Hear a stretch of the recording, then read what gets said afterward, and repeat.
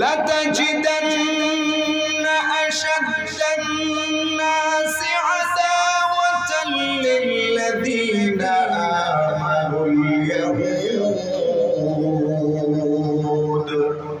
আল্লাহ রাব্বুল আলামিন তার হাবিবকে ডাক দিয়ে বলেন, ও আমার দোস্ত মুহাম্মদ, আপনার এবং মুসলমানদের পৃথিবীর মধ্যে মানুষের মধ্য থেকে সবচাইতে বড় দুশমন আর কেউ না।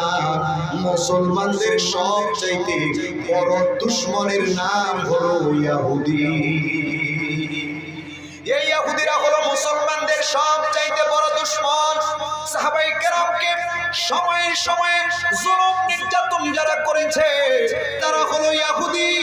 নবীর পূর্বেও এই জাতি শুধু আমাদের নবীর উপর জুলুম নির্যাতন করে নাই, এই